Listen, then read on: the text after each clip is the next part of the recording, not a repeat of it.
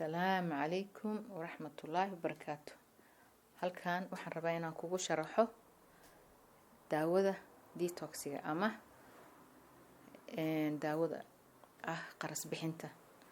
daawada qaras bixinta way badan tahay. waa daawooyin waxay isugu jirtaa wax jirka sunta ka saara, wax daaweeya iyo nafaqadii inta way isugu jirtaa. waxaan rabaa markii inaan ku sharaxo daawada soo qaadatay detoxiga ilaahay kugu caafiyo. waxaa ka helaysaa waxaa ku bilaabaysaa midda caloosha lagu sifeeyo ama qarasta lagu saaro. taa waxaa la yiraahdaa colon cleanser. colon cleanser ka ku bilaabaysaa waxa qaadada nuskeeda, qaadada yar nuskeeda ayaa biyo yar ku qasaysaa, biyo iska caadi waa ku cabaysaa habeen walba nus qaado, qaadada shaaha ama teaspoon ayaa ku qaadanaysaa habeen walba ilaa caloosha si fiican u socoto. maalinka caloosha socotay aad nadiif u noqoto waa joojinaysaa, ma sii wadaysid. waxaa ku xiga powderka lubaanta, daawada lubaanta ama frankincense ay ku qoran tahay. waxaa qaadanaysaa hal qaado, qaadada cuntada lagu cuno ama tablespoon ayaa qaadanaysaa. tablespoonka waxaa ku qasaysaa 1 litir oo biyo ayaa habeenkii ku qasaysaa. habeenkii iyo hal qaado oo budadaas iyo halka litir ba habeenkii isku qasaysaa. biyahaas habeenka ku qastay maalinkii subaxa hore fruits ayaa u diyaarinaysaa oo ku shiidaysaa ilaa 5-6 nooc 7 nooc hadaa hesho fruutyada. berries ay u badan yihiin fruutyada kala duwan kalarka leh ina markaa shiidato ku dhex qasto ku dhex shiido litirkii xalita lubaanta biyaha ku dartay ku dhex shiid fruitska. hal koob ka cab marka halka litir waxa dhamaysanaysaa maalinkii oo dhan. marka koobka ugu horeeya waxa cabaysaa subaxa hore intaad waxba cunin, koobka labaad duhurkii, ka saddexaad habeenkii, iyo inta u dhaxaysa litirkaas waa inaad dhamayso insha Allah maalinkaas. taas waa midda powderka lubaanta powderka ama frankincense. sidaas ayaa loo diyaarinaa insha Allah. waxaa soo xiga saliida lubaanta iyadana. saliida lubaanta iyadana waxaa la sameynayaa, tan waa bishii ugu horeysay, daawada bishii ugu horeysay waaye lubaanta lagu bilaabaya. marka saliidan waxaa la rabaa dhalada ay ku jirto tubo. waxay leedahay goojada, bahasha goojada lagu qaado 2 jeer baa kusoo qaadaysaa. subaxa hore koobka markaa cabto fruitka frankincense ku qoran yahay ama ku qasan yahay ama lubaanta ay ku shiidan tahay, markaa cabto saliida la socota ayaa 2 jeer soo qaadaysaa tubada yarta goojada. 2 jeer carabka ku shubanaysaa, biyaha cabayso ayaa ka dab kabanaysaa. duhurkiina sidoo kale, habeenkiina sidoo kale 3 jeer ayaa 2 jeer soo qaadaysaa, afka ku shubanaysaa. marka biyahaas cabayso lubaanta ay ku qasan tahay. marka taana waa saliideedii, waa saliidii lubaanta iyo biyaheedii labadaba. sidaas ba 3 waqti loo kala qaadanaya litirkaas, laakiin waa inaad dhamayso subaxa hore qayb, duhurkii qayb, habeenkiina qayb. waa tan ugu muhiimsan, daawada ugu muhiimsan iyo saliideeda tan hadda ka hadlayo. waxaa soo xiga waxa la yiraahdaa intaas waa daawadii waa qaybtaas hadda aan ka hadalnay. waxaa soo raacaya nafaqadii. nafaqada waa qayb weyn oo ka daawooyinkan aan hadda dadka siinayno ama qaras bixintan. marka qaras bixinta bil bay soconaysaa. bishaas waxaana cunto ayaa ku noqonaya. alaabta kula socota oo dhan waa alaab nafaqo badan leh oo aad cunto dambe u baahnaanin inta ay socoto bishaas qaras bixinta jirka. dadka qaras bixinta waxay u yaqaanaan xagga markaa musqusha in qofka intuu wax qaato caloosha ay soconayso. taa kaliya ma waxaan ka hadlayno maanta. waxaan ka hadlayno qaras bixinta ama detoxigan ka hadlayno waa midda caloosha la dhaqayo, calooshan soke, dheefshiidka, dhiigii baa la dhaqayaa, beerkii baa la dhaqayaa, kilihii baa la dhaqayaa, dhacaankii baa la dhaqayaa, waxaa la dhaqayaa qanjiradii, wax alla wixii gudaha ku jiray xubnahaas meel alla meeshii ay ku jiraan toxinka ayay ka dhaqaysaa bahasha lubaanta awooddaasay leedahay inay meeshay gashaba bacteria iyo jeermis xanuunada keena inay ku jiri karin. intaas waxaa dheer waa daawadii maskaxda, intaa waxaa dheer waa daawadii calooshaan soke.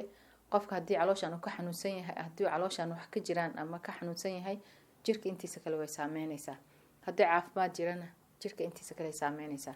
marka lubaantan waa daawo aada iyo aada iyo aada u maaragtay qiimo badan. marka insha allah bisha ugu horeysa waa iyada. waxaan nafaqada la socota waxaa kamid ah xabag cadaada. iyadana waa nafaqo socoto, haddana calooshaan soke markii ay daaweysmato waxyaabaha soo celiya waaye. calooshaan nidaamkeedii ay ku shaqeyn jirtay ayay kamid tahay. midda labaad faa'iidadeeda tahay waa caloosha hoose inayna u ogoleen inay wax istaagaan oo qashinka hore u saarto. intaas waxaa dheer daawada keliyaha tahay qayb weynna waxay ka qaadataa nadaafada seelka qofka uu ka samaysan yahay iyo dhismihiisa.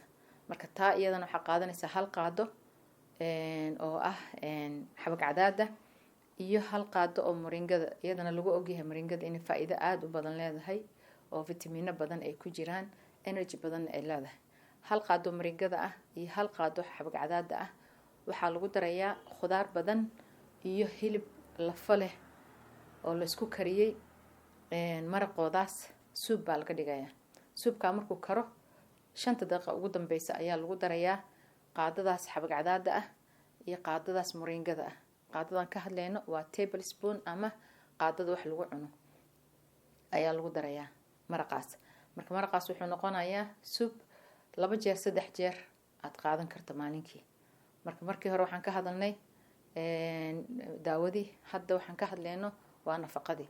nafaqada marka waa taas iyadana diyaarintaas waxay noqonaysaa barqadii meelahaas uu bilaabanaya qofka ilaa maqribadii. waxaa la rabaa in ku filan 2 jeer ama waqti 3 jeer. taas marka waa xabag cadaadii iyo moringada. waxaa kuu soo haray nafaqada kamid ah protein baa la socda. protein oo loo diyaariyey inuu qofka dhinac walba ka kabsado, dhinaca hormoonka u badan. rag iyo dumarba maanta dhibaato weyn ayaa jirta oo hormoonkii dhaawac badan uu gaaray.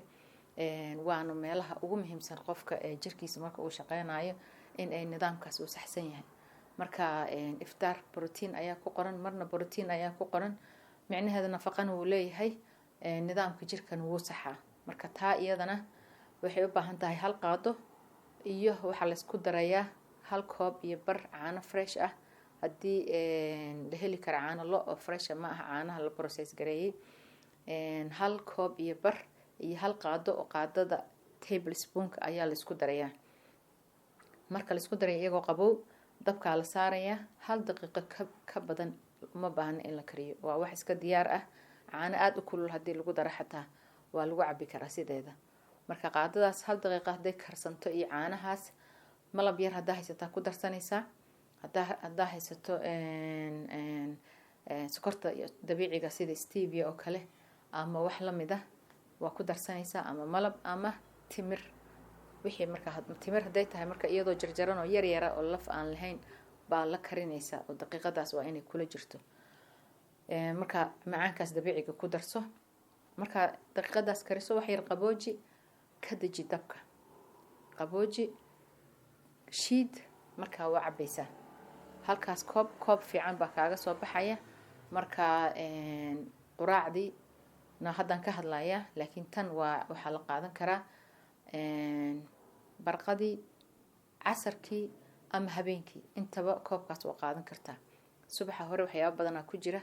marka hadda taas waa proteinkii isagana sidaasoo loo diyaarinaya insha allahu tacaala. iyadoo qoranna waa lagu soo diraya. marka proteinkii waan ka hadalnay, xabag cadaadii waa ka hadalnay, moringadii waa ka hadalnay, daawadii waa ka hadalnay. waxaa kaloo kugu jira boorashkii. boorashkaas waa waxa aan u rabno xagga nafaqada badarka ku jirta ayaa ka buuxda halkaa. marka waxay noqonaysaa subaxa hore quraacdaada waa boorashka. marka sida boorashka loo kariyaa kale ayaa loo karinayaa. 2 qaado 3 qaado qofkii wuxuu ku filan iyo biyo yar baa la isku qasaya. dabkaa la saaraya. timir haddii lagu daro way aad bay u fiican tahay. timirta sababta timirta iyada nafaqadeeda wadata sokorta booskeedana way geli kartaa marka 5 ilaa 7 timir waxa jeceshahay ku darso kari marka karinaysa timirta ku jirto marka lafta ka bixiso boorashkaas marka waxa ku darsanaysaa qaada ama labo subaga lo'da ariga hadaa hesho waa ku darsan kartaa subaga idaha waa ku darsan kartaa saliid macsaro intaas oo saliid oo wada caafimaad ah ka rabto ku darso qaada ama labo iyo hal koob caano geel ama caano lo oo fresh ah ayaa ku darsanaysaa quraacdaada waa intaas subaxa hore marka daawada hore subaxi qaadatid wax yar kadib quraacdaada waa boorashkaas waxa dareemaysaa waxa aan ka hadlayno dhan wax la wada shiiday laana bishaan waxa la dhaqayaa jirka oo dhan ayaa la dhaqayaa caloosha baa la dhaqayaa waxa la dhaqayaa xubnihii gudaha ku jiray oo dhan xataa maskaxda wixii ku jiray meel walba waxaan rabnaa nafaqada inay gaarto suntaana laga saaro jirka haddii uu wax dhaawac jiran dhaawacaas la sii daaweeyo marka intaaba daawada way isugu jirtaa marka hadda waxaan ka hadalnay boorashka subaxii cuntay habeenkiina isagoo baa casho ka dhiganaysa intii hadda aan ku sheegay diyaarintii isagana cashadii uu noqonaya subaxa hore waa quraacdaadii cashadina isaga noqonaya marka maalinkii oo dhan marna waa boorash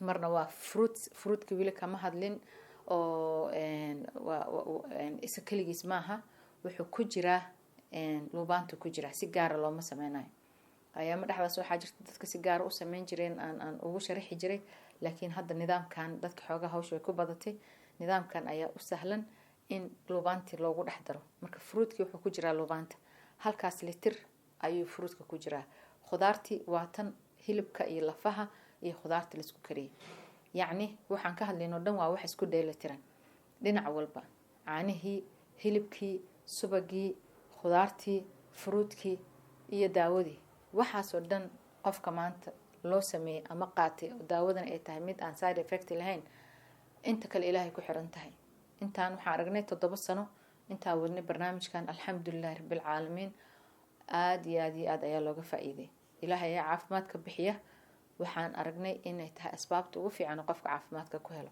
intaan marka la sameeyo waa inta aan ku caawinayno qofka in uu xanuunka la dagaalamo markay noqoto xanuunka lama dagaalami karo haday sunta jirka ku jirto marka sunta in laga saaro waxa ugu weyn aan wadno waa sunta in jirka laga saaro hadana la nafaqeeyo daawadii aan siinayna oo ah hada lubaanta bisha labaad waa malmalka bisha saddexaadna waa xabag hadiga sidaas isku daba socotaa marka saddexdaas bilood qofkii qaato waxaan aragnay maasha Allah dad badan oo Ilaahay ku caafiyay waliba xanuunada waaweyn aad ka khatarta u ah dadka ay ku caafimaadeen wax la soo tijaabiyay waaye waxa aan maanta sameeynayna waa wax kaalmaati ah waana aragnay inay shaqeynayso marka insha Allah Ilaahay ha kugu caafiyo waxaan rajeynayaa in sida ugu kalsoonaatay daawadan inuu Ilaahay daawo kaaga dhigo annagana waa ku soo duceynaynaa adigana duceyso niyeyso wax walba Ilaaha bixiya caafimaadka Ilaaha bixiya annagana waxaan sameynaynaa asbaabtii inta kalena Ilaahay baa maarid ka baryana insha Allah taala marka waa intaas hadii marka ay su'aal jirto waa ila soo xiriiraysaa si aan marka kugu sharaxo alaabtii hadda soo qaadatay daawadii iyo nafaqadii waxba kama harsana wixii dhan waan ku sharaxay boorashkii moringadii xabag cadaadii borotiinkii iyo daawadii isugu jirta cabitaan saliid iyo fruit iyadoo lagu daraya tii caloosh socodsiinaysa kaliya waa dhowrka maalin ugu horeyso inta ay caloosh ka nadiif ka noqonayso laana waxaan bixinaynaa wax alla wixii jirkan ku soo galay oo ah toxins ama qaras soo gashay ayaan bixinaynaa qarasta qaybta ugu horeyso marka waa inta caloosh hoose fadhida waana inta u baahan in laga bilaabo marka insha Allah barnaamijkan ku soo dhawow ilaahayna subhanahu wa ta'ala waa ku soo baryeena inuu caafimaad kugu daro waa intaas hadii aad u baahato wax ka ziyaadsan oo macluumaad ah aniga mar walba diyaar ayaan ahay saddexdaas bilood waan kula soconayaa ka badan waan kula soconayaa marka u baahato macluumaad ziyaada ama consultation kale iyo waxaas oo dhan consultation waa free ilaa uu qofka ka caafimaadaya hadii Ilaahay yiraahdo sida maalinka ugu horeysay uu ahaa free marka insha Allah waa ila soo xiriiraysaa anigana maaragtay diyaar waxaan ku ahay inaan support ku noqdo إن شاء الله تعالى إله كوع عافية مقعي وحال هذا سعاد محمود علي برنامج كان قرص بحنتها ودناه إن شاء الله تعالى قف والبماشي وجوجو ولو وصل قارسينيا هدي وقف معركة قاتي برنامج كان dadkaas ayaan rabnaa dadka kale inay sii gaarsiiyaan hadduu ilaahay kugu caafiyo barnaamijkan waxaan jeclaan lahayn inaad noo sii gudbisid dadka la gaarsiiyo maadaama dadkeeni hindiya ay lacagti kaga dhamaatay iyo meelo kale ay tagtagaan kan baa aragnay in looga badbaadi karo insha allah adigana ilaahay kugu caafiyo dadkaaga iyo asxaabtaadana sii gaarsii insha allah tacaala asalaamu calaykum waraxmatullaahi wabarakaatu